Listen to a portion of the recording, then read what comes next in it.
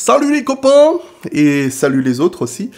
J'ai pas envie que ce débrief du Grand Prix de Belgique soit placé sous le registre du pathétique, mais cette rentrée à Spa-Francorchamps nous laisse à tous un petit goût assez amer. Mais bon, des personnes bien plus compétentes et légitimes que moi ont déjà rendu moult hommage à Antoine Hubert, et j'ai envie de partager ces prochaines minutes avec vous sur une note positive, en revenant sur ce qui a été un très beau Grand Prix de Belgique. On a vu une lutte serrée pour la victoire entre Ferrari et Mercedes, une lutte serrée dans le milieu de peloton entre les Alfa Romeo, les Haas, les Racing Point, et puis il y avait aussi les Renault, et puis les Williams aussi, elles sont juste venues pour faire des tours, mais elles étaient là. Et c'était quelque chose dont on avait tous besoin, je pense, ce dimanche. Donc, surtout qu'on reste sur une série assez positive, faut pas l'oublier, il y a eu l'Autriche, il y a eu la Grande-Bretagne, il y a eu l'Allemagne, il y a eu la Hongrie, donc 5 bons Grands Prix d'affilée, faut espérer que ça continuera à Monza. Donc pour revenir sur ce Grand Prix, c'était un Grand Prix mené de main de maître par Charles Leclerc, qui a su résister à la remontée phénoménale de Hamilton en fin de Grand Prix, et des Mercedes qui s'avéraient avoir non pas un meilleur rythme que les Ferrari, mais une gestion des gommes bien plus soigneuse que la Ferrari, et c'est là que vraiment ça s'est joué, et heureusement, oserais-je dire, que Ferrari a planté sa stratégie, entre guillemets, de manière à ce que ça leur réussit, en arrêtant plutôt Sébastien Vettel, ce qui a permis justement à Vettel de bloquer un petit peu Hamilton en fin de course, et c'est sans doute ce petit chouïa qui a permis à Leclerc de sauver sa victoire, parce que sans doute, avec un tour ou deux de plus, Hamilton lui prenait la victoire. Mais bon, comme je disais, j'ai pas envie de faire dans le pathétique, mais j'ai quand même envie de vous partager cette petite impression que j'ai vis-à-vis de cette victoire de Leclerc. Ce que je veux dire, c'est que voilà. Si tu veux, en tant qu'être humain, en partant du principe que t'es un être humain, pardon si t'es autre chose, on a tous plus ou moins des croyances, oserais-je dire. Certains qui croient qu'il y a des forces supérieures qui dictent notre vie pauvre mortelle, et d'autres qui croient qu'il n'y a rien du tout, quoi, et que ce qui arrive dans la vie arrive sans raison. Moi, sans me situer entre les deux, j'ai envie de revenir sur un truc que j'exprimais déjà dans l'analyse du dimanche que j'avais consacré à Leclerc. C'est que j'ai l'impression qu'il y a quelque chose d'extrêmement mythique autour de ce petiot. Leclerc, si vous avez envie d'écrire un roman de fiction ou un film, réaliser un film, Charles Leclerc, il a tous les points forts du personnage de fiction, le mec. Enfin, ce que je veux dire dans le sens qu'il a la détermination, la force de caractère, il a le talent, mais il a aussi les obstacles. Les obstacles, il a eu des épreuves assez grosses par rapport à... Enfin, je veux dire, voilà, par rapport aux autres pilotes, hein, pas par rapport à d'autres personnes dans le monde. On va pas comparer la carrière d'un pilote de Formule 1 à des personnes qui ont des situations bien plus difficiles. Mais ce que je veux dire, si t'arrives à me suivre dans mon cheminement du brouillaya qu'il y a dans ma tête, c'est qu'il y a cette sorte de parcours du héros, dans le sens où il y a la perte un peu de son mentor, de son parrain, en Jules Bianchi, qui lui a vraiment montré les rudiments de la course. Il est quand même arrivé à prendre son relais dans la Scuderia Drivers Academy. Ensuite, sa victoire en Formule 2, en Azerbaïdjan, quelques jours après avoir perdu son papa. Ensuite, il évite, lors de sa première saison en Formule 1, une blessure qui aurait au mieux pu être assez grave, en d'autres occasions, grâce à la présence du halo qui renvoie justement beaucoup à l'accident de Bianchi, et puis aussi toutes ces occasions de victoires un peu perdues cette saison pour des raisons, voilà, que c'était de sa faute, de son équipe, ou juste qu'il y avait de meilleures voitures que lui, quoi. Tous ces facteurs qui ont amené au fait que la première victoire de Charles tombe le lendemain du décès d'un de ses meilleurs amis d'enfance. Et je sais pas, hein, c'est peut-être moi qui... Il faut que j'aille voir un docteur de la tête, ou c'est peut-être juste parce que j'ai consommé trop de sucre en poudre. Mais voilà, je sais pas si vous voyez ce que je veux dire, mais je trouve que, voilà, il semble y avoir eu tous ces éléments, et bon, que ce soit du hasard ou autre chose, je trouve que ça reste une belle histoire, et un très bel hommage aussi, et il faut le dire aussi, une belle victoire de Leclerc qui a dominé Vettel ce week-end. Je sais pas ce qui se passait du côté de Vettel, mais on retrouve un petit peu ce schéma qu'on avait eu à Bahreïn notamment, où Leclerc, il était devant, mais de pratiquement une demi-seconde au tour. Je sais pas ce qui se passe chez Vettel. Est-ce qu'il perd la confiance? Est-ce que la voiture convient mieux à Leclerc? Je sais pas, mais en tout cas... Ferrari a pu compter sur ces deux pilotes ce week-end. Il y a une excellente relation dans l'équipe et je trouve ça très beau. Vettel, il a su prendre sur lui pour jouer le Barrichello de service aujourd'hui. C'est assez atypique, mais il est bon joueur, Vettel, et ça, c'est quelque chose que j'arrive à apprécier chez lui. C'est qu'il sait apprécier que son équipe a gagné la course, que son coéquipier ait gagné la course, et qu'il n'était pas bon ce week-end, et il va sans doute tenter de se rattraper à Monza, où les Ferrari seront attendus en forme, et sans doute peut-être même encore plus que à Spa. Mais derrière, on a les Mercedes qui sauvent les meubles. Lewis Hamilton donc termine à 9 dixièmes de Leclerc, donc, et ils sont arrêtés à un petit tour de décalage, donc c'est vraiment la preuve que la Mercedes gère mieux ses gommes. Bottas, sur lequel j'ai beaucoup tapé cette saison, qui fait un beau week-end. Il termine à tout juste 12 secondes de son coéquipier, donc ça semble assez raisonnable.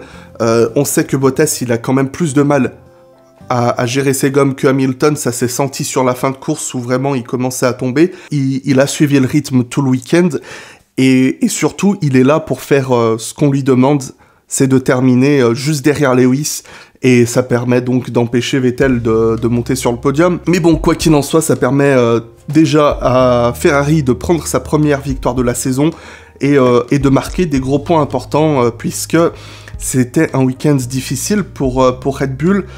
Alex Albon partait du fond de grille pour son premier Grand Prix dans l'équipe.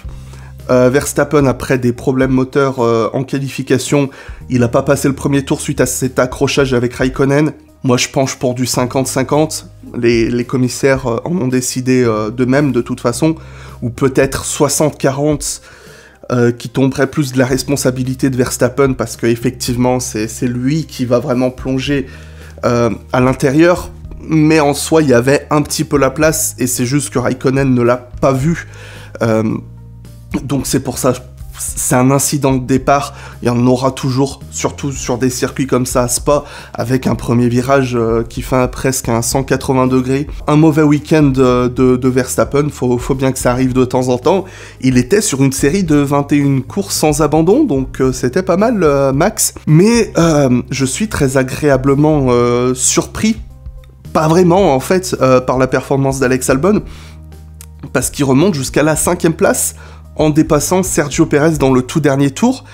Il a fait une première partie de course assez discrète, Albon, mais il a bien su gérer son exploitation des pneus soft. Il avait du mal en étant parti en médium, mais il a fait des beaux dépassements. J'ai en tête notamment celui sur Ricciardo, et aussi du coup celui sur Pérez avec 2 roues dans l'herbe. Ça c'est vraiment à l'ancienne, c'était beau. Rapidement sur les McLaren, Norris, qui tenait cette 5e place à un tour de la fin, il a vraiment pas de bol en ce moment, depuis le début de la saison, Norris, mais il faisait une course remarquable, solitaire, il partait un petit peu de loin, mais il a pris un départ très intelligent, il a vu tout le monde se mettre dehors, il a fait « Ok, moi j'y vais », il est passé, il a pris la 5e place dès le départ, il y est resté, il s'est envolé. Il n'a pas réussi à suivre les Mercedes et les Ferrari, mais il est resté suffisamment loin du grabuge qu'il y avait derrière pour passer une course assez solitaire. Et j'ai l'impression qu'il y avait des gros problèmes sur le moteur dans la McLaren ce week-end, parce que Carlos Sainz, c'est aussi un problème lié heures, je crois, ce week-end, et il n'est pas allé loin, il a calé au départ, et puis 2-3 tours plus tard, ou un peu plus, il a abandonné. Donc, week-end à oublier pour McLaren, mais ils ont une avance assez confortable au championnat, donc ils s'en remettront, je pense. Et un week-end fort des Racing Point aussi, qui ont anciennement Force India, qui ont toujours été fortes sur ce tracé, et j'ose relever que pour la première fois depuis l'Azerbaïdjan, on a les deux voitures dans les points. Perez termine donc 6ème, Stroll termine 10ème en étant parti du fond de grille. Lance Stroll, il était passé en Q2, miracle. Il n'est pas allé plus loin, mais il me semble que Stroll n'a pas fait de tour rapide en Q2 parce qu'il savait qu'il partait du fond de grille, donc corrigez-moi, je me trompe peut-être, mais une belle course de Stroll qui a su faire les dépassements, qui a fait une course à 2 arrêts. C'est un des rares pilotes du plateau à l'avoir fait. Donc il a bien géré sa course, Stroll. Et Perez aussi, on l'a vu faire les dépassements, on l'a vu faire les manœuvres. Et vraiment, dans l'ensemble, une belle course des deux pilotes Racing Point. J'en dirais de même des pilotes Toro Rosso partis de très loin. Kvyat termine 7ème. Gasly, pour son retour dans la Toro Rosso, termine 9ème. Kvyat, aussi solide qu'en ce début de saison, j'ai rien à ajouter. Il a fait un premier relais extrêmement long, j'ai plus les chiffres en tête, mais il est allé très très loin avec ses médiums, et il a poussé à fond sur la fin avec ses softs, c'est ce qui l'a sauvé. Et c'était la stratégie opposée de Gasly. Donc il a eu la meilleure des deux stratégies, Kvyat, mais c'était très intelligent de Toro Rosso d'essayer les deux.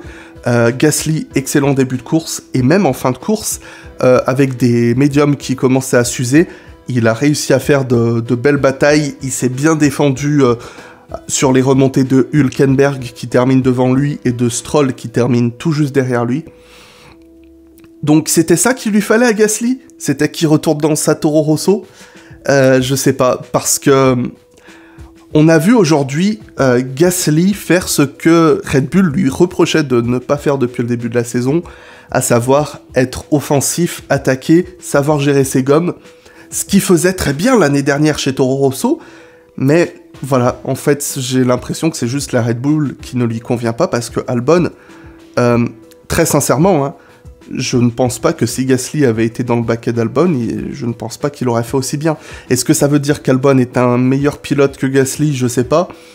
Pour moi, ça veut juste dire qu'Albon est plus polyvalent que Gasly, mais que Gasly, quand il a la bonne voiture entre les mains, et peut-être qu'il peut faire de bonnes choses, mais bon, c'est que la première course de chacun dans leur nouvelle équipe, faut laisser le reste de la saison nous éclaircir un peu plus là-dessus. Donc Nico Hülkenberg sauve 4 points importants pour Renault, mais aussi pour la suite de sa carrière, puisqu'on a appris que voilà, Esteban Ocon allait le remplacer la saison prochaine.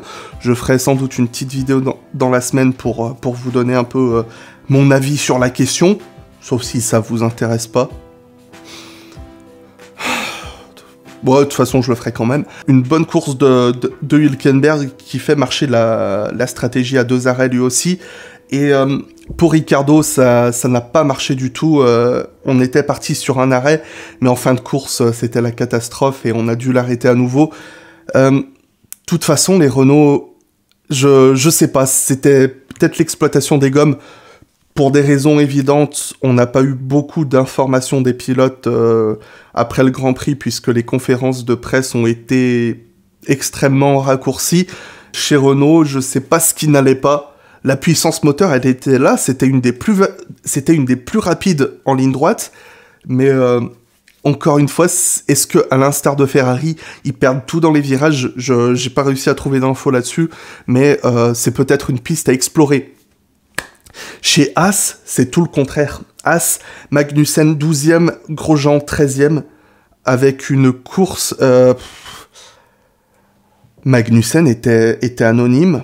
Il a chuté dans le classement d'une manière assez inquiétante dès le départ. Il se faisait dépasser comme s'il pilotait pour une Williams. Donc, il y avait quelque chose qui ne lui allait pas. Grosjean... il a fait une course sensationnelle. Alors attention, sensationnelle. Peut-être mis en valeur par l'absence de performance de Magnussen, mais il se battait pour préserver la 6e place. Après son premier arrêt au stand, il a chaussé les médiums. Il était en confiance, il remontait.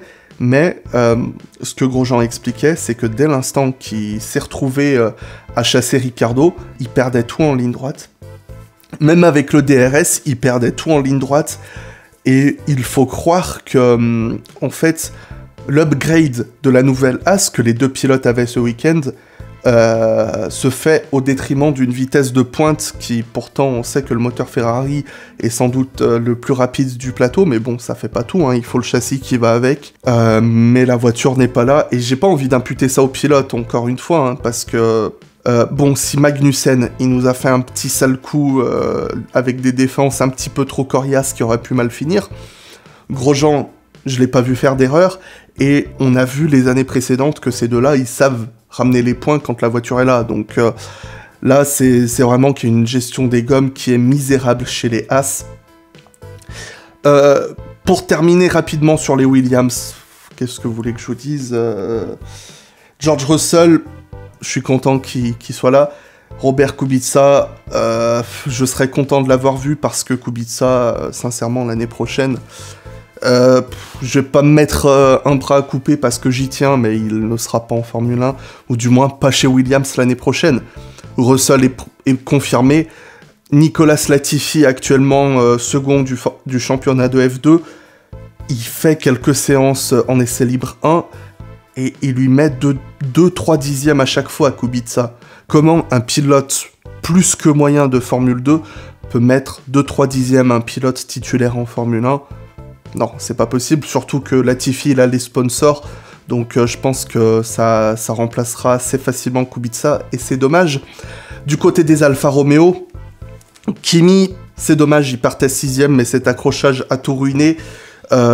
J'étais étonné qu'il continue, mais son fond plat avait dû être complètement anéanti dès le début, donc pas étonné qu'il ne soit pas allé plus loin. Et Antonio Giovinazzi... Toto! Connard de moustique. C'est lui qui me pique la nuit. Bref. Ouais, c'est ça, fais le fier. Vas-y, reviens. Vas-y, viens là, viens là. Allez, vas-y, viens chercher. Vas-y, viens prendre, viens prendre. Pardon. Giovinazzi. Je pense pouvoir dire que...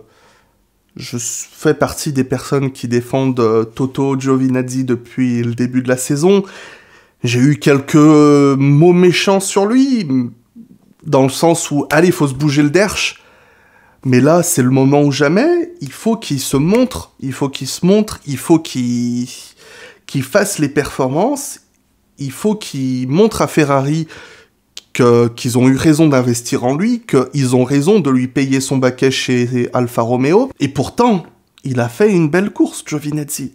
Il partait du fond de grille, je le rappelle, Giovinazzi, il n'a pas pu prendre part à la Q2 parce que son moteur a explosé à la fin de la Q1. Il fait une belle remontée, il fait des dépassements, il gère ses gommes, il est 9ème dans le dernier tour et il se met dans le mur. Qu'est-ce que je peux faire, moi? Non, moi rien. Je veux bien dire, laissez-lui du temps, laissez-lui s'acclimater. Progressivement, on a vu Giovinazzi se rapprocher de Raikkonen sur un tour. En course, Raikkonen n'était pas là aujourd'hui. Et ben Giovinazzi, il faisait le bon rôle du numéro 2, qui est là pour aller prendre les points quand Raikkonen n'est pas là, pour faire les belles perfs.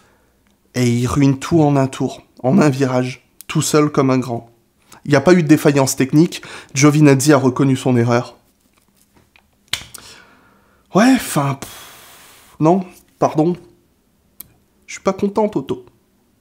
Je suis pas content. Bon, je pense qu'on a fait le tour pour ce Grand Prix de Belgique. Je pense avoir dit tout ce qu'il y avait d'important à dire. De toute façon, si j'ai oublié un truc, vous n'hésiterez pas à me le faire savoir dans les commentaires. Donc voilà, je vous remercie d'être là, d'avoir suivi la vidéo, d'avoir été là aussi hier pendant le débrief F1. En live avec le circuit, avec Meltzen. Parce que je pense... on a hésité hier avant de faire le live, et on s'est dit que la course était bien. Que c'était un moment où peut-être la petite communauté F1 que nous sommes avions besoin de parler un petit peu. Donc C'était bref, mais au moins on a pu peut-être essayer de penser à autre chose, et c'est ce qu'il faut faire.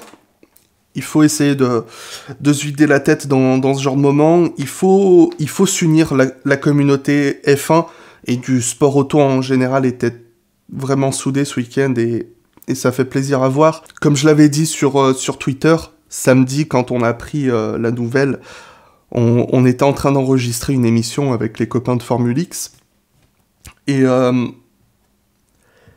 Et c'était un moment difficile pour tout le monde, et on a pu se joindre sur le Discord avec pas mal de monde qui était là, juste pour discuter. Et hop, ça fait le mec qui place sa pub, t'as vu, hein, mais non, c'est même pas une question de pub, c'est juste pour dire que... Enfin, j'étais vraiment très heureux de partager ces moments qu'on a eu sur le Discord, en vocal à échanger... Même si on se disait rien, en fait, s'il y avait rien à dire, on sentait que, entre guillemets, on n'était pas seul, et je pense que c'est important dans ce genre de moment. Donc, il y a une communauté sympa sur Formule X, c'est pour ça que je vous invite souvent à rejoindre le Discord, le lien est en description. Mais de manière générale, que ce soit sur les réseaux sociaux, Twitter, Instagram, Facebook, il y avait une vraie solidarité, et ça fait plaisir à voir que dans ce genre de moment, on arrive à être unis. Faudrait arriver à être unis aussi dans les bons moments, et pas toujours se tirer dans les pattes, mais au moins on sait que dans les moments difficiles, on est là. C'est peut-être ça une famille en fait. Quand ça va, on se tire tous dessus, mais quand ça va pas, on est unis. Ça fait plaisir à voir. Donc, merci d'avoir écouté mon gribouillis de blabla à l'instant. Vous pouvez vous abonner, les réseaux sociaux, tout ça, le Discord, et vous marrer un bon coup aussi si vous voulez rire. On a un vrai site de fake news, f1x.fr, avec quelques articles qu'on espère cocasses. Donc voilà, je vous remercie encore une fois d'avoir suivi, et je vous donne rendez-vous très bientôt pour un nouvel instant Blabla F1.